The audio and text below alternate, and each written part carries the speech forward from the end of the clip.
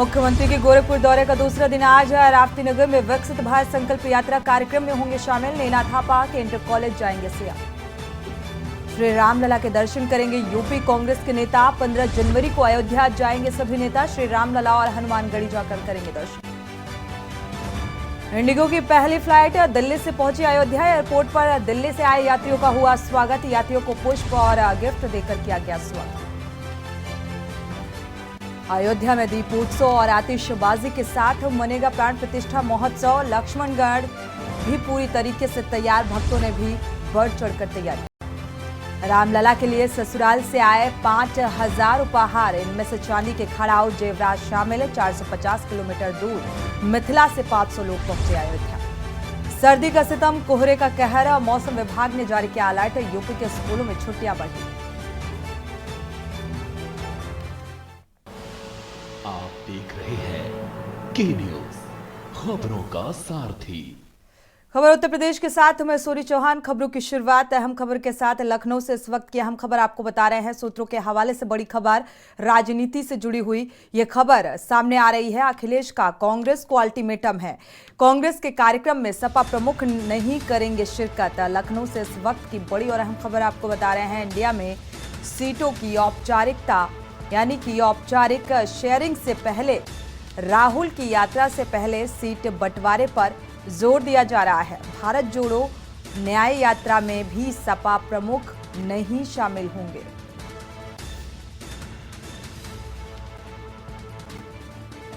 तो लगातार इंडिया गठबंधन के बीच सीट शेयरिंग को लेकर विवाद गहराता जा रहा है और इसी को लेकर एकजुटता नजर नहीं आ रही है।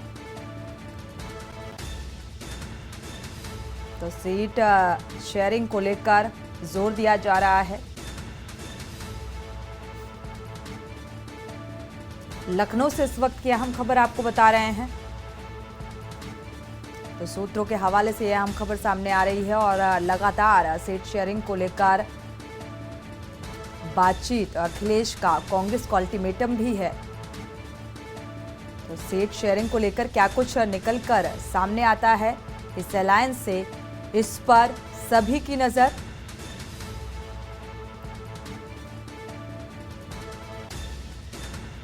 रेजिडेंस एडिटर मनीष पांडे इसी खबर पर जुड़े हुए हैं। मनीष, सीट शेयरिंग का जो बात को लेकर लगातार जो रार है और जोर भी दिया जा रहा है और इसमें बात बनती हुई नजर नहीं आ रही है।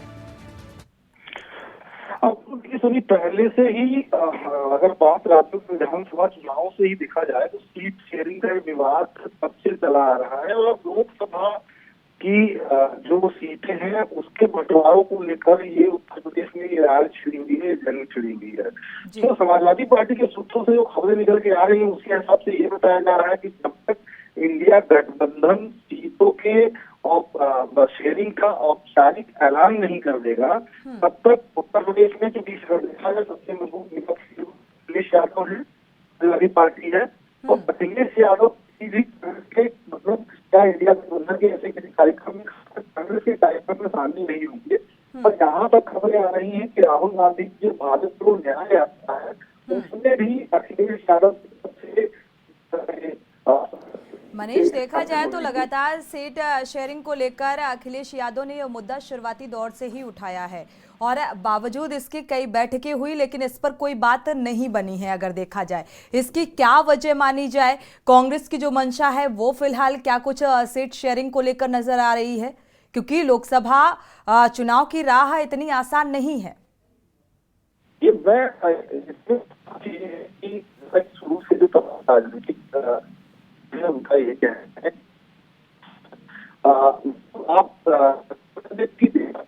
मनीष आपकी आवाज क्लियर नहीं आ रही है, दोबारा से संपर्क करने की कोशिश करते हैं। फिलहाल अहम खबर, भारत जोड़ो न्याय यात्रा में भी सपा प्रमुख अब शामिल नहीं होंगे। जिस तरीके का अल्टीमेटम निकलकर सामने आ रहा है, यानी कि सीट शेयरिंग की जो रार है वो लगातार बढ़ती जा रही है, गहरी होती जा रही है। सूत्रों के हवाले से जो ये अहम खबर सामने आई है, आपको बता दें विपक्षी अलायंस में, और ये इस बात को भी दर्शाता है कि सीट शेयरिंग को लेकर एक मत फिलहाल नहीं बन पा रहा है।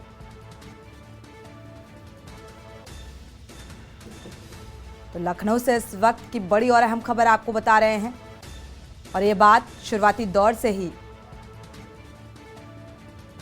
सपा सुप्रीमो अखिलेश यादव ने उठाई है और एक बार फिर से इस यात्रा में शामिल नहीं होंगे क्योंकि मसला सीट बंटवारे को लेकर है।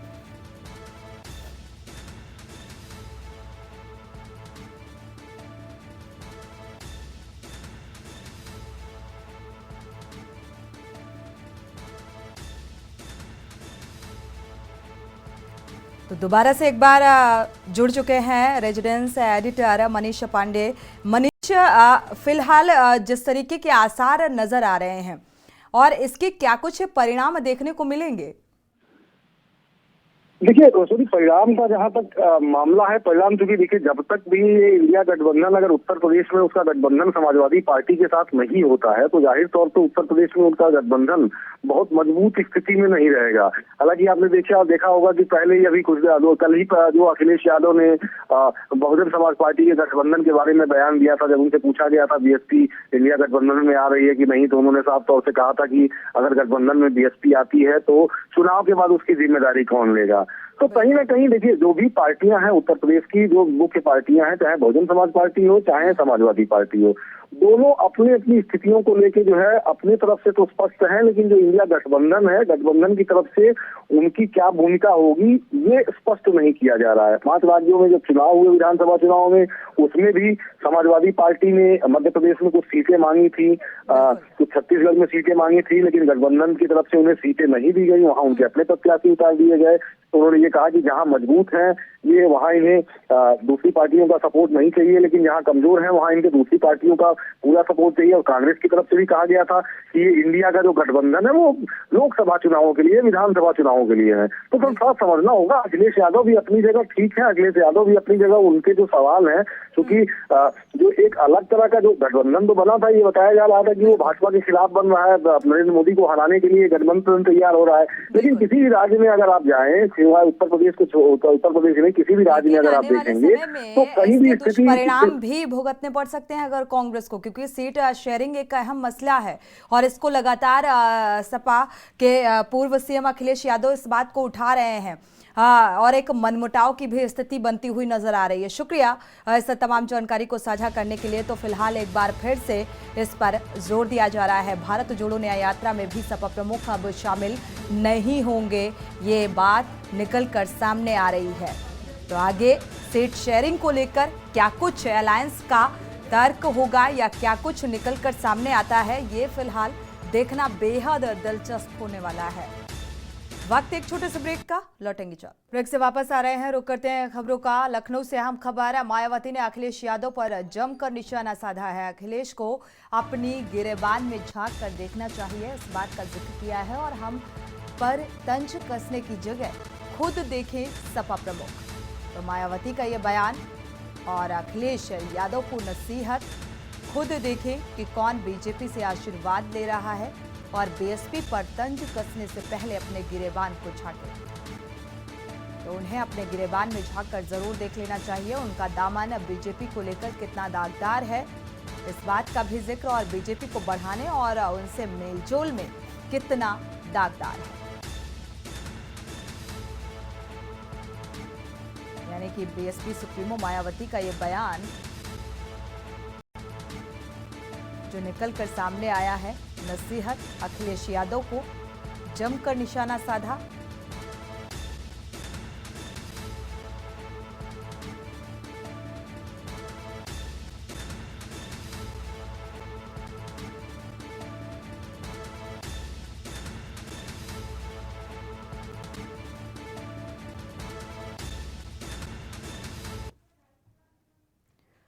बढ़ते आगे, अयोध्या से अहम खबर आपको बता दें, आज से राम मंदिर निर्माण समिति की बैठक होगी और बैठक के पहले जन्मभूमि पथ पर चल रहा निरीक्षण का दौर निर्माण समिति के अध्यक्ष नृपेंद्र मिश्रा निरीक्षण कर रहे हैं और प्राण प्रतिष्ठा के लिए मंदिर और परिसर को तैयार किया जा रहा है। 22 जनवरी को रामलला मंदिर में विराजमान होंगे और प्रत्येक 15 दिन पर आयोजित की जा रही है बैठक।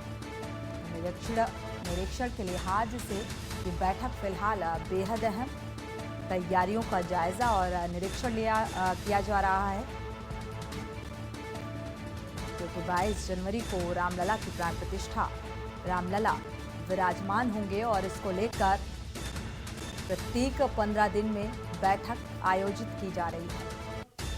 जो तैयारियां हैं उन तैयारियों को लेकर इस बैठक में चिंतन और मंथन, साथ ही तैयारियां कहां तक पहुंची और कितना और वक्त लगेगा, इसको लेकर भी निरीक्षण।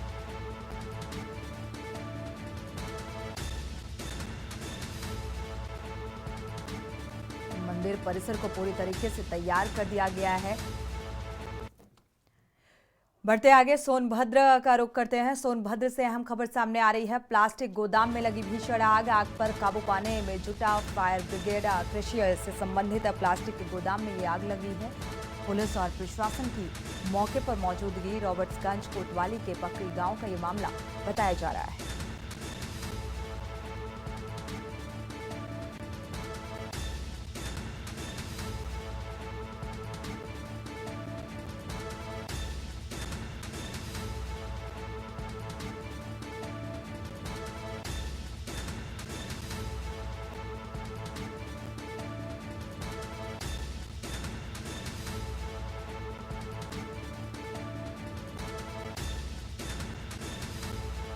रॉबर्ट्सगंज कोतवाली की ये घटना सामने आ रही है, जहां पर आग लगी और फायर ब्रिगेड की गाड़ियां मौके पर मौजूद हैं।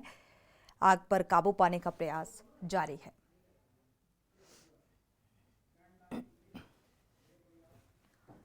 वक्त है एक छोटे से ब्रेक का, लौटेंगे जल्द। आप देख रहे हैं के न्यूज, खबरों का सारथी। ब्रेक से वापस आ रहे हैं, रुक करते हैं खबरों का। इस बीच अमेठी से खबर है। अमेठी में युवक की गोली मारकर हत्या कर दी गई है। तो मेरठ से अहम खबर। अज्ञात बदमाशों ने इस घटना को अंजाम दिया। युवक की गोली मारकर हत्या कर दी। गुरुद्वारा के पास बैठे युवक को बदमाशों ने गोली मारी और युवक की हत्या के बाद इलाके में सनसनी। अज्ञात बदमाश हत्या कर मौके से फरार हो गए। सूचना पर पहुंची पुलिस ने शव को पोस्टमार्टम के लिए भेजा है। हस्तिनापुर थाना क्षेत्र की ये पूरी घटना सामने आ रही है। अज्ञात बदमाशों ने इस घटना को अंजाम दिया। एक युवक को मौत के घाट उतार दिया। फिलहाल मौके पर पहुंची पुलिस इस पूरे मामले की तफ्तीश में जुटी है। शव को पोस्टमार्टम के लिए भेज दिया गया है।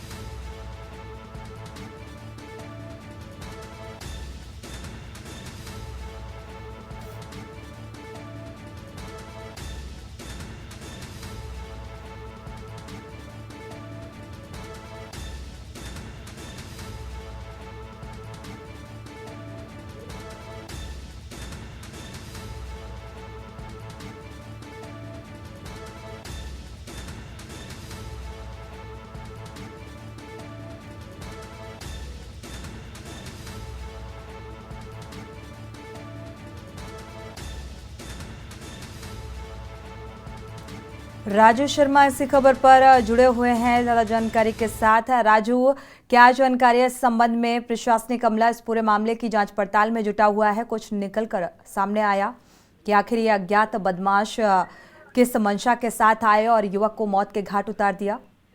हाँ बिल्कुल, देखिए देर रात का ये पूरा मामला है, जहां एक गुरुद्वारे के बाहर बैठे एक युवक को अज्ञात बदमाशों ने ताबड़तोड़ गोलियां बरसाकर मौत के घाट उतार दिया और वारदात को अंजाम देकर बदमाश मौके से फरार हो गए। सूचना के बाद पुलिस मौके पर पहुंची और पूरे मामले की जांच पड़ताल में जुट गई है। फिलहाल शव को कब्जे में लेकर पुलिस ने मोर्चरी के लिए भेज दिया है, जहां पोस्टमार्टम किया जा रहा है। वहीं पीड़ित के परिजनों द्वारा अज्ञात हमलावरों के खिलाफ तहरीर दी गई है और पुलिस जल्द ही अपराधियों को पकड़ने का जो दावा है वो कर रही है। पूरी जो घटना है, पूरा जो मामला है वो सीसीटीवी में कैद हुआ है। सीसीटीवी के आधार पर पुलिस बदमाशों की धरपकड़ करने में जुटी हुई है। शुक्रिया राजू इस तमाम जानकारी को साझा करने के लिए। फिलहाल इस मामले की जांच पड़ताल की जा रही है और जल्द ही पहुंचने का प्रयास जो अज्ञात बदमाश आते हैं और घटना को अंजाम देते हैं, सीसीटीवी फुटेज के आधार पर आगे बढ़ रही है पुलिस। बढ़ते हैं आगे। बुलंदशहर से अहम खबर आपको बता दें, मामा ने भांजी से रेप किया है। ये सनसनीखेज मामला सामने आ रहा है। परिजनों ने थाना प्रभारी पर गंभीर आरोप लगाए। थाने में बुलाकर धमकाने और पैसे मांगने का आरोप लगाया। पिता ने सीएम और एसएसपी से लगाई न्याय की गुहार। पहासू थाना क्षेत्र का ये पूरा मामला, जहां पर एक मामा ने भांजी से रेप की वारदात को अंजाम दिया। परिजनों ने थाना प्रभारी पर आरोप लगाए हैं कार्रवाई न करने को लेकर, लगातार रिश्वत की मांग करने को लेकर।